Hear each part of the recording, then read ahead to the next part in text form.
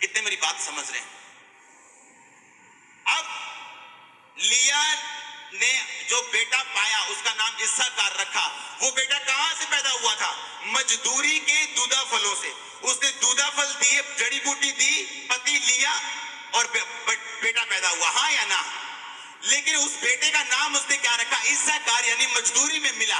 और वही बेटा जब बड़ा होता तो क्या करता है? जबकि उसके बाकी बेटे, बाकी बच्चे कुछ अच्छे हैं कुछ नहीं। कारण इस आत्मिक पोजीशन में खतरनाक है अगर आपकी आत्मिक पोजीशन राइट नहीं है और आप एक बड़ा बिजनेस शुरू करना चाहते हैं। यह खतरनाक बात है अगर आपकी आत्मिक पोजीशन राइट नहीं है और आप एक बड़ा काम शुरू करना चाहते हैं। यह खतरनाक बात है अगर आपकी आत्मिक पोजीशन सही नहीं और आप एक सेवकाई को जन्म देना चाहते हैं। चाइनीज जो बच्चे होते हैं उनकी आंखें कैसी होती हैं? सीधी सीधी, छोटी छोटी। क्यों? उनके माता पिता की आंखें कैसी हैं वैसी।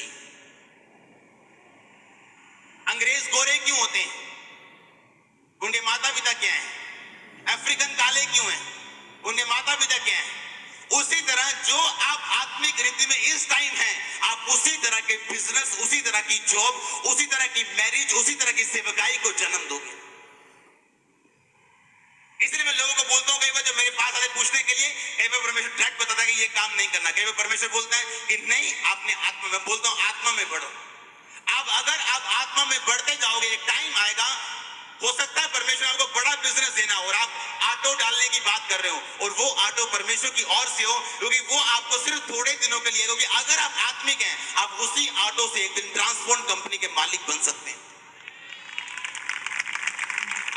फिर आप वही थोड़े से लोगों को आप बड़ा देश बना सकते हैं। लेकिन प्रॉब्लम क्या है? प्रॉब्लम ये है कि हमारी आत्मिक पोजीशन कैसी है। आज कितने मेरी बात को समझ रहे हैं?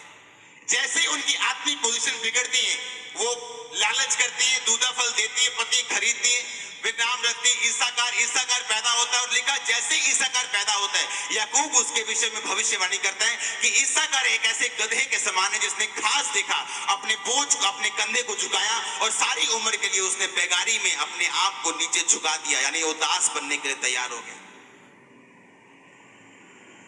एक बार एक परमेश्वर का दास था, उसके बच्चे जो थे वो बड़े अजीब बिहेवियर के थे। अजीब सा बिहेवियर था उनका।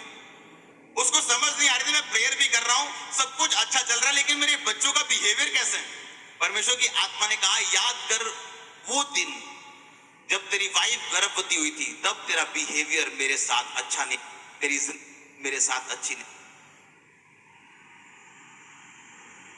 एक एक सेकंड परमेश्वर में रहना हमारे लिए जरूरी है। हालेलुया। परमेश्वर ऐसा परमेश्वर है जो जो पीढ़ियों दर पीढ़ी आप पे दया कर सकते हैं, लेकिन वो ऐसा भी परमेश्वर है जो एसाव के वंश को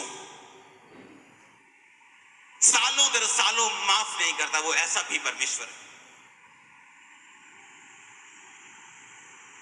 जैसी उनकी आत्मिक पोजीशन थी, वैसा ही बच्चा पैदा हुआ। हुआ कि नहीं हुआ? आपकी जैसी आत्मिक पोजीशन है। लोग आगे पूछते मैं ये काम करूं या ना करूं, मैं बोलता हूं कुछ दिन प्रेयर करो। जब आप प्रेयर में होंगे, आप वचन में होंगे, आप आत्मिक रीति के साथ पोजीशन में होंगे, आप राइट पोजीशन में होंगे, आप कोई भी काम करेंगे, आपका जो पैदा किया गया प्रोडक्ट होगा वो आत्मिक होगा और वो परमेश्वर की ओर से होगा और फलवंत भी होगा। कितने मेरी बात को समझ रहे? मैं क्या कहने की कोशिश कर रहा हूं आप? परमेश्वर ने कहा जो तू धरती पे बांधेगा वो आसमान में क्या होगा, यानी तुम्हारा जीवन कहां जुड़ा हुआ है? धरती के साथ। परमेश्वर ने नहीं कहा जो तू स्वर्ग पे बांधेगा मैं धरती पे, कहा तू धरती पे बांधेगा मैं स्वर्ग में क्या कर दूंगा, बांध दूंगा। यानी जिस तरह से तू अपनी जिंदगी धरती पे जिएगा उसी तरह का फल मैं स्वर्ग में तुझे दूंगा। हाँ या ना? अब आपकी जिम्मेवारी है धरती पे किस तरह से आपने जीना है।